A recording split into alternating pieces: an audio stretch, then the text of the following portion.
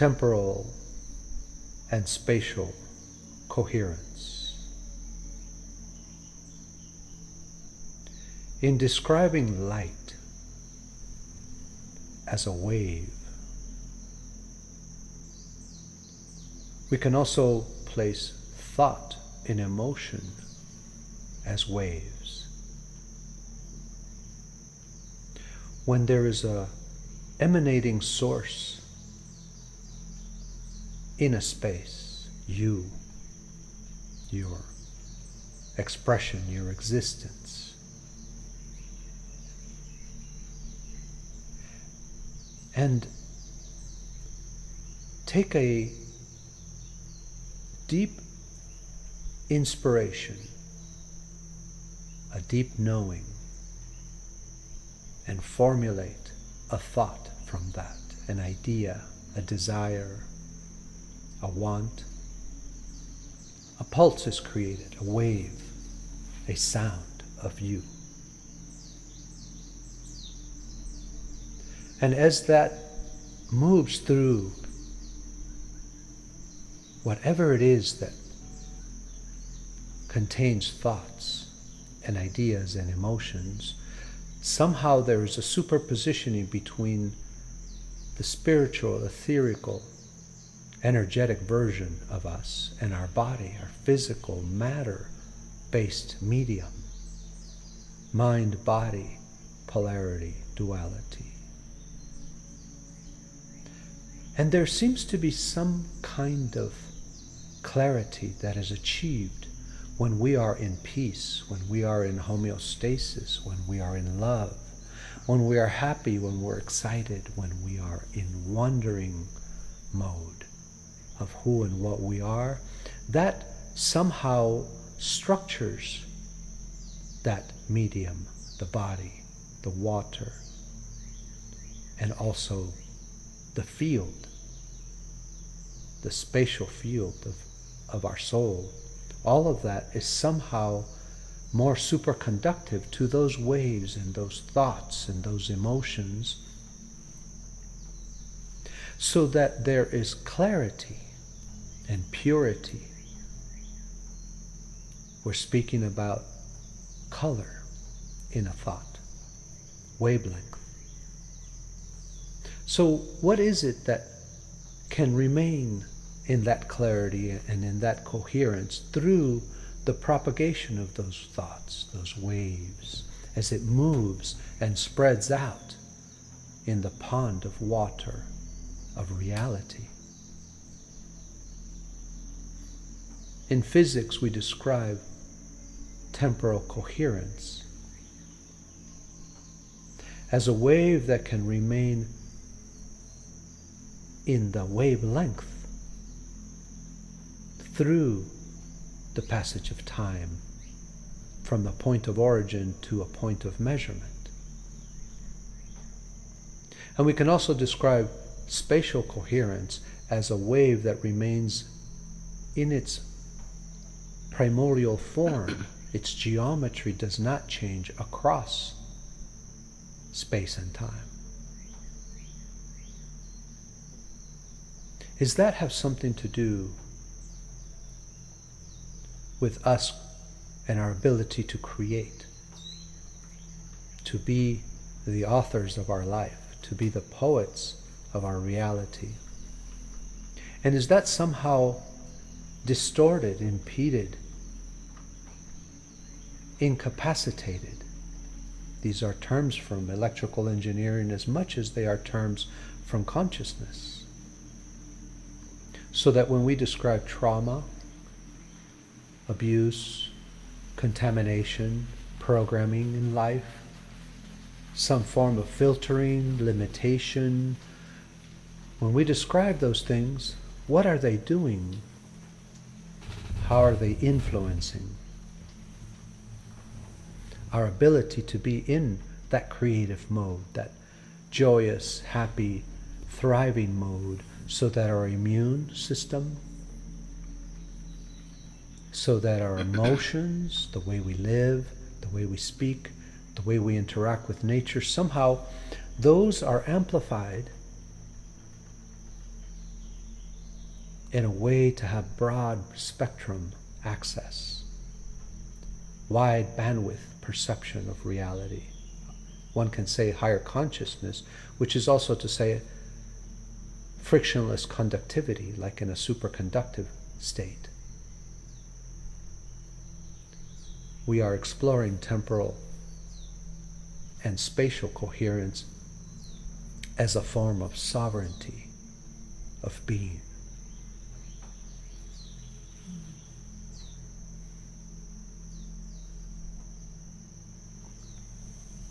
When we allow ourselves to start playing in the temporal membranes of sovereignty for ourselves,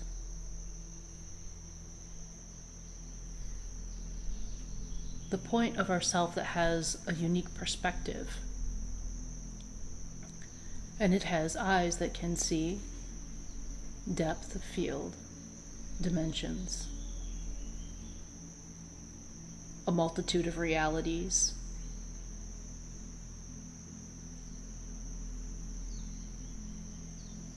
Maybe also other moments where we see ourselves in different timelines.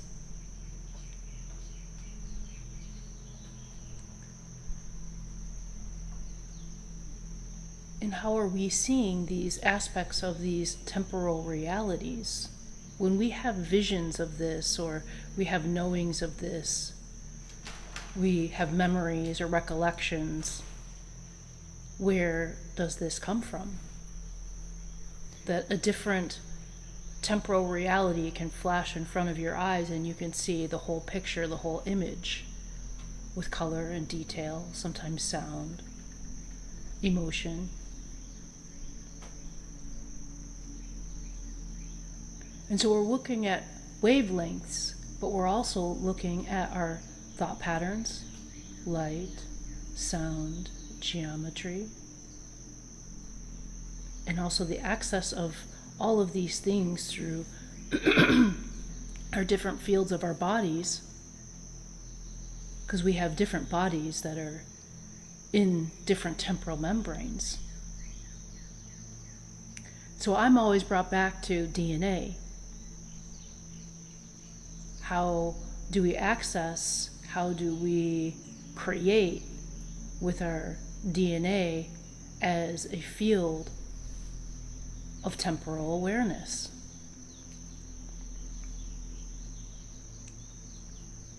When we look at DNA and we let go of a two-dimensional reality, which has been shown to us several times, the flat strand of DNA and the double helix, and we start to let go of those images. And we allow it to be alive and have nature and perspective of ourselves. We give it the dynamicism of being able to move and fluctuate between temporal realities. And we start to see that these different structures that we have within the DNA are temporal realities. They have color, they have visions, they have memories, they have a full access of temporal realities. So I've been playing around with the different fields of chromosomal structures and the different colors that we see and how many sets of chromosomes and in which the ways that they create geometries and they create gene structure as an expression of ourselves. And this embedded and fractalized aspects of different colors that are woven together through sets of geometries that are phasing in and out, along with the reality that we're experiencing, or along with a visionary reality that we're experiencing.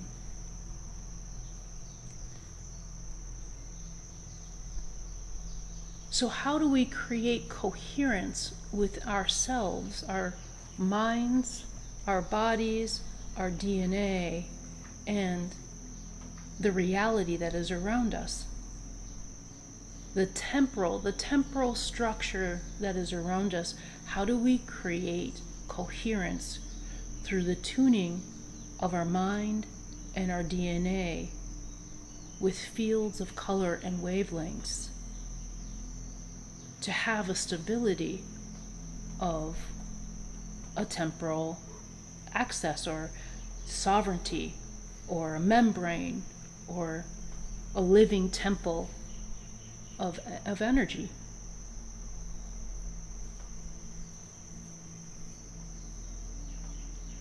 Let us move into the future of the now,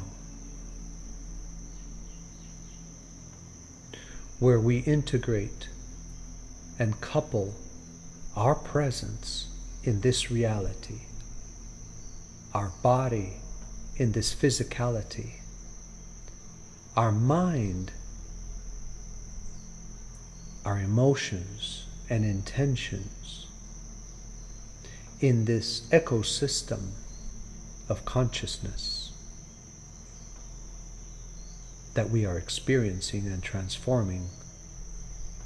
Let us couple that presence of that us, the I am in existence, so that it is inseparable from the instruments,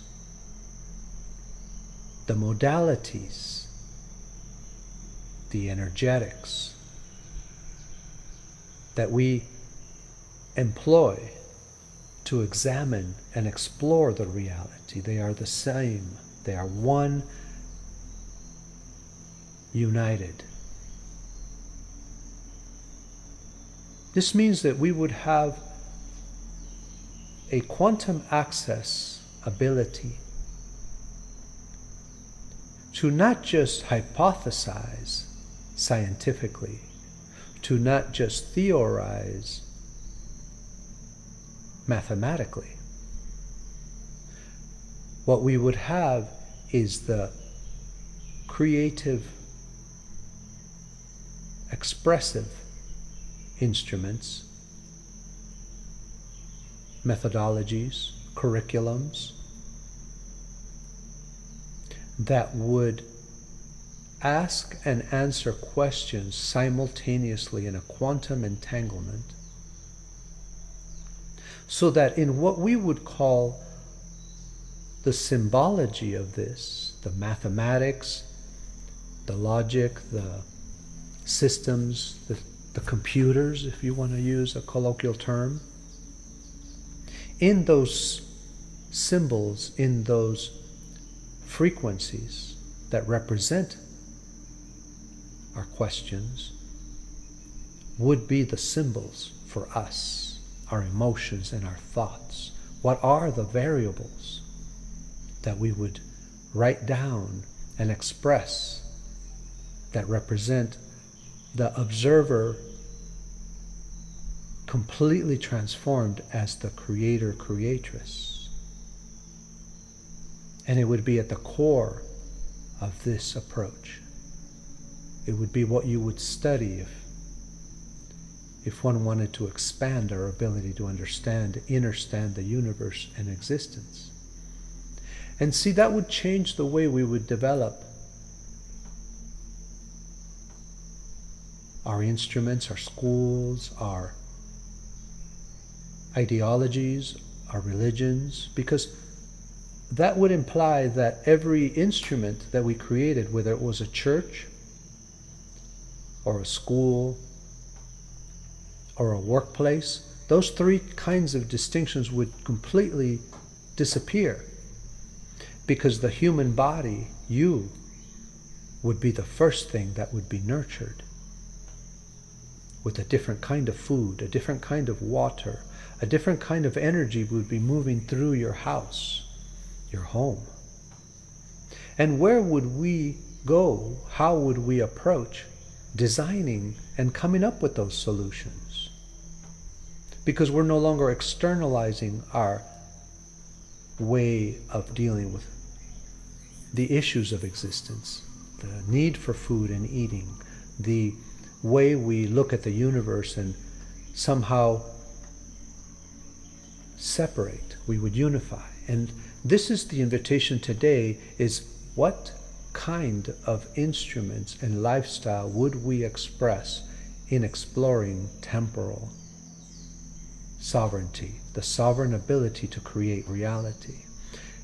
Another way to put it is, how would we express temporal coherence?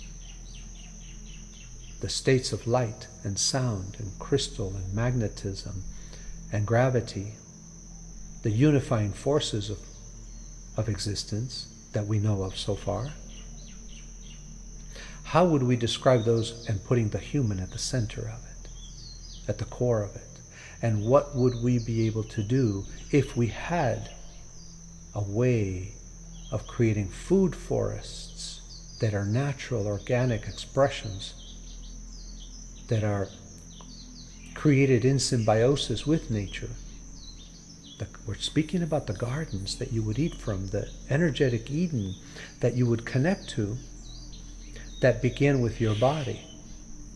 The water in that garden begins with your body and your intentions. The seeds in those plants would be tuned to the genetics of your body and the current state of your consciousness.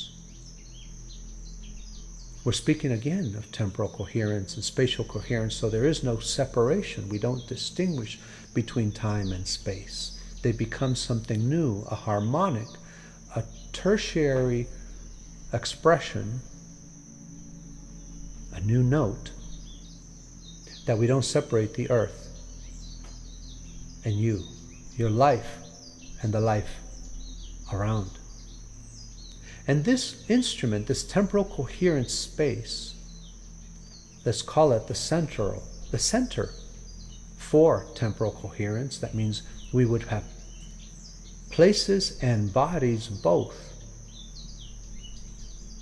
That we are not just scientists looking through a telescope or a microscope or examining phenomena, external phenomena in a particle accelerator. We're truly coupling our bodies, our health, our homeostasis, our immune systems, the biome in our gut, the metabolism of our cells, the DNA optimal expression is intimately tied to when we're looking at stars, when we're looking at molecules. We are looking at ourselves, is what we're talking about. Then suddenly something's going to happen. We're going to have a revealing kind of experience, like when we have psychedelics, when we consume a particular kind of medicine that is plant-based. Our neurons throughout our whole body are on a journey of connectivity and expression. All of your dendrites and neurotransmitters are all orchestrating a vision that requires full body integration, full consciousness expression to be able to see broader bandwidths of light, to hear new wavelengths of sound, to experience creating from thought, is what we're speaking about. And this is what we're proposing, to integrate what we call sustainability in food, water, energy, housing, healing of the body, living in nature, all those things, coupled with the scientific approach to understanding how the universe works, the physics. See, we need to go beyond quantum physics, and we need to go beyond sustainability. We're now speaking about creation consciousness. What kind of complete transformation would it take to finally tune homesteading into studying the universe of your body? The house, the solar panels, the water filters, the water catchment, the reuse of waste materials, the gardening, the raising of your children, the homeschooling, all of that will go beyond survival into thriving. It's the exact same thing with what we call having a career or going to university or having a vocation to study nature, to study reality. Suddenly they're being carried out by scientists and healers and creators and artists who are in a body that is finely tuned, a mind that is optimized, an immune system that is superconductive, a body that understands structured imprinted water in all the cells. See, now we are going to be talking about a humanity that is seeding new civilizations based on the templates of universal creation. When we make ourselves the center, the central, the centrifuge, we have the capacity to create the longitudinal waves. The waves that bring us into higher frequencies, that expand us into different dimensions. When we don't have that, when we have the lower frequency waves, things become compressed, stagnant. We have the capacity to change our wavelengths, to change the wavelengths, the quantum wavelengths. Instead of looking at food as food, we'll start to look at it as bringing wave capacity. We are going to start looking at our bodies, our thoughts, food, water in wave capacity, in frequencies. I was looking up, as we're about to go into creating a beautiful food forest, I was looking up the nutritional value of things and how they measured the nutrients inside fruit, vegetables, and also the frequencies of fruits and vegetables. And it was so fascinating that I got all this information, but there was no telling of how they came to the result, how they measured the frequencies, how they came to the nutrient dense part of fruits and vegetables. So this is where we get to begin, us as the center of wave capacity, being able to generate the waves and frequential tunings and codings for these universal blueprints.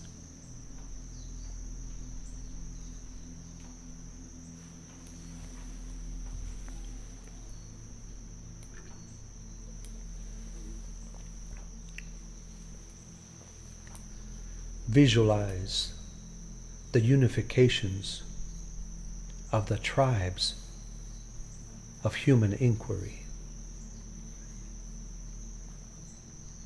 If what we visualize as the highest achievements in science and the weaponized vocabulary used in those approaches of fighting a war against a particular kind of virus or a mission to set foot on another world, another moon, or be able to have direct access to phenomena in space. What if that was carried out by humans who were also transforming their bodies at the same time? Here in Hawaii, on the slopes of our volcanoes of Haleakala and Mauna Kea and Mauna Loa, some of the pristine viewing spots of the earth, we have multi-billion-dollar instruments, telescopes and receptors. When we look at those instruments, the way they are designed, are they designed for humans to thrive in? Of course not. Because most of the astronomers that I meet are not very healthy.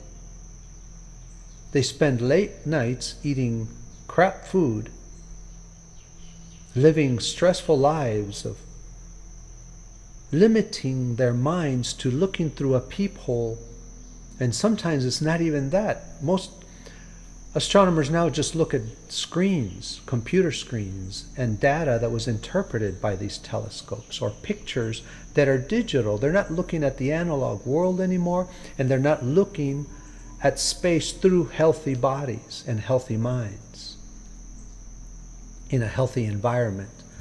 Not to mention a thriving environment of academia. Academia is not a place for humanity to thrive in.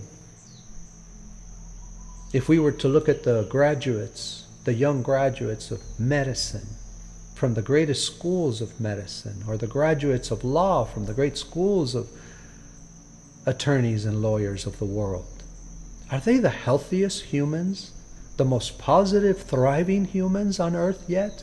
Are they the ones, our children, who are going through these grueling military boot camps of knowledge, that are forced to be in debt, that are placed in situations of graduating and taking just any job from any corporation, any pharmaceutical that'll create any weapon, any military research program?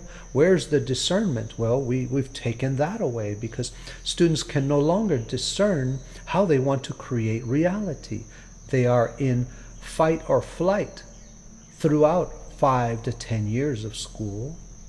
See, we're not laying this out to grow pain and to take light. We are exposing an opportunity, a canvas, to completely rewrite what we mean by higher education. It's no longer serving us. It's killing our young people. And with great compassion, we're offering solutions here. We're not throwing arrows without wealth of knowledge and insight. Who do you think is dedicating their lives to regenerating bodies, to nurturing creative freedom, the creative freedom to contemplate the universe? These global generations of healers and investigators into light and sound and crystal and music, and authoring the most creative kind of orchestras of human expression in festivals and in off-grid communities, and in exploring different kinds of bioarchitecture and permaculture and relationships with the mycelial network. Who would you go to inspire us to create a new color, a new kind of clothing that amplifies consciousness? Where would one go for the creative direction to homeschool children in the arts of wilding in nature? So is academia addressing this yet? Because we can't study this in a laboratory in a white room of 90-degree angles and white lead paint and sheetrock metal frames. This is not where nature thrives. This isn't where knowledge grows. These laboratories are the forests and the rivers and the oceans and the mountains and the volcanoes. The great answers to nature's expression of how are we creating planets can be told by lava, can be rained down by the skies. How do we seed future civilizations? Who are the storytellers of 1,000,000 years of transformation on Earth? That's not going to be found in a computer. AI is not going to have a concept of what happens to geology over millions of years, and how did we seed planets? How does DNA speak in temporal coherence of the original templates? How would we know how to ask those questions if we haven't explored the infinite nature of our awareness